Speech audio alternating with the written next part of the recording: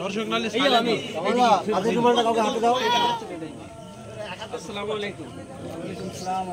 আমরা গত 11 দিন ধরে যে ফুটবল উৎসব চালু করেছি, আজ তার অন্তিম দিন। আমাদের এখানে দুটো টিম, অর্থাৎ 3 এ গ্রুপ থেকে, বি গ্রুপ থেকে কত তোমাদের 4 এ গ্রুপ থেকে দুটো টিম ফাইনালে উঠেছে। তো খেলাটা খুব সুন্দর হয়েছে। আগামী দিন আমরা সবাই সহযোগিতা করব যে এইভাবেই যেন আমাদের এই খেলা উৎসবটা চলে। ৭৮তম স্বাধীনতা দিবস এখানে পতাকা উত্তোলন করবেন। কে আসছে? মুবারক ভাই। ঠিক আছে, আসুক, আপনি বলেন। স্বাধীনতা সংগ্রামী নিয়ে বলেন কিছু। আমাদের রেফারি দুটো বক্তব্য শুনি। আমাদের ফাইনাল হরিয়ানা ডেরবে নাকি? বিশ্বদা কিছু বলবে? বিশ্বদা কি আসছে? বিশ্বদা পিছন দেখাচ্ছে কেন?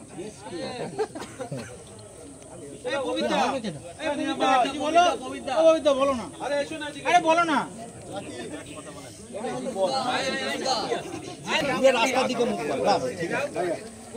উপস্থিত সুদীজন এখানে যারা আছে, প্লাস আমার ভাই এবং বন্ধু যারা আমরা একসাথে খেলি, একটা কথা বলবো অর্গানাইজেশন সম্পর্কে। এটা যেটা আমি অনেক জায়গায় খেলি, কিন্তু এত সুন্দর অর্গানাইজভাবে পরিচালনা করা হয়, স্পেশালি জাকিরদা, এটা একমাত্র সকলের সহযোগিতা ছাড়া এটা কখনোই সম্ভব হয়।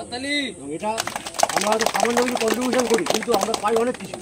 সবথেকে বড় যেটা উল্লেখযোগ্য যেটা হচ্ছে আজকের দিনে দাঁড়িয়ে বিশ্বে উষ্ণায়ন, যেটা পরিণত আছে বড় সমস্যা। আজকে ছোটো ছোটো বাচ্চা যারা আছে, আগামী 10 বছর পরে তারা সেটার এফেক্ট পাবে। আজকে এত এসি ইউজ করছি আমরা আরামের জন্য অবশ্যই, কিন্তু গাছ লাগানো আমাদের প্রত্যেকের দরকার, কিন্তু পাচ্ছি না কেন?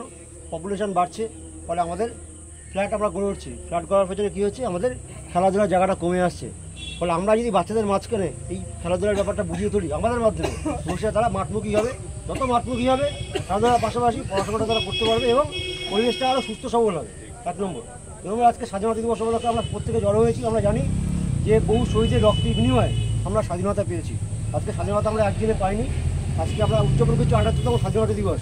এর পেছনে অনেক বহু শহীদের তারা রক্তঘাম ঝরিয়ে আজকে তারা দেশটাকে স্বাধীন করেছে। কিন্তু একটা কথা বলার ছিল হচ্ছে, প্রকৃত আমরা কিন্তু এখনও স্বাধীন হয়ে উঠতে পারিনি।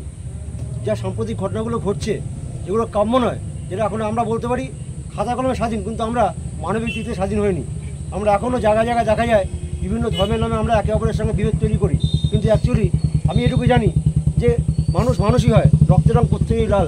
সুতরাং কোনো এর মধ্যে কোনো হিন্দু মুসলিম শিখ কোনো ভেদাভেদ নেই। আমরা যদি প্রত্যেকে রাখতে পারি একসঙ্গে, তাহলে কী হবে? বহিঃশত্রু আমাদেরকে আক্রমণ করতে পারবে না। যেটা এই মুহূর্তে সবথেকে আমাদের সারা বিশ্বজুড়ে সবথেকে ইউনিটি দরকার। ভারতবর্ষ ইউনিটি আছে। আজকে সাম্প্রতিক বাংলাদেশ দেখলাম ঠুনকো, একটা 2 দিনের মধ্যে অত বড় দেশটা গুড়িয়ে গেল। কেন হলো? ইউনিটি নেই, নিজেদের মধ্যে হানাহানি। পাড়ের শক্তি ছেড়ে দাও। এই হানাহানি যদি আমরা এখানে বন্ধ করতে পারি, তাহলে কি আমরা কিন্তু একটা সামগ্রিক জাতি হিসাবে তৈরি করতে পারি। সেখানে হিন্দু মুসলিমের কোনো প্রশ্ন নেই। সেখানে সামগ্রিকভাবে আমরা মানুষ হিসেবে আমাদেরকে পরিচয় করতে পারবো। আর ছোটো ছোটো বাচ্চারা যারা আছো, স্কুলে পড়ছো, তারা স্কুলে মনোযোগ দিয়ে পড়াশোনা করো। আর সবথেকে বড় কথা, মাঠমুখী হও, মাঠে আসো, বাবা মাদের হাত ধরে মাঠে আসো। মাঠে আসলে কী হবে? যত খেলাধুলা করবে, শরীরচর্চা করবে, তোমাদের পড়াশোনা তারা মনোযোগ দেবে। আর বিশেষ কিছু বলার নেই। এখানে বিশিষ্ট ব্যক্তিরা রয়েছে আমার থেকে, তাদেরকে আরও কিছু শুনবে তোমরা। হ্যাঁ, সকলে ধন্যবাদ জানি। আর সবশেষে একটা কথা বলবো যে মেরা ভারত মহান, জয় হিন্দ। সবার প্রত্যেকে যেন আরও সুস্থ সবলভাবে থাকতে পারি, আমরা মাঠে আসতে পারি, এটুকুই বলবো। একদম ফুলগুলো দাও,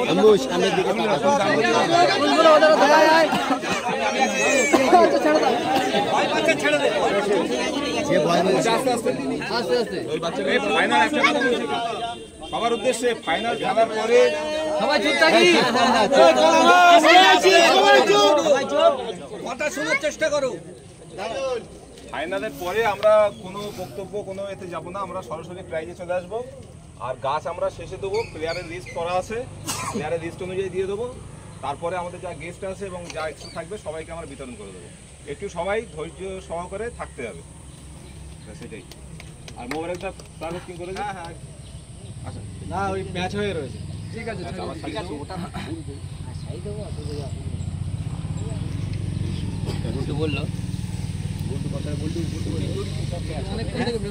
ডেভিড আমি ইউটিউবে চেক করে কিন্তু বন্দে মাতরম, বন্দে মাতরম,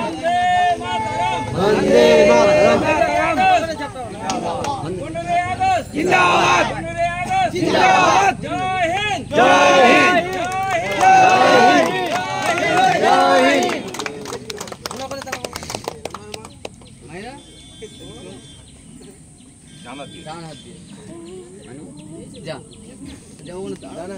আচ্ছা, সবার জন্য টিফিনের ব্যবস্থা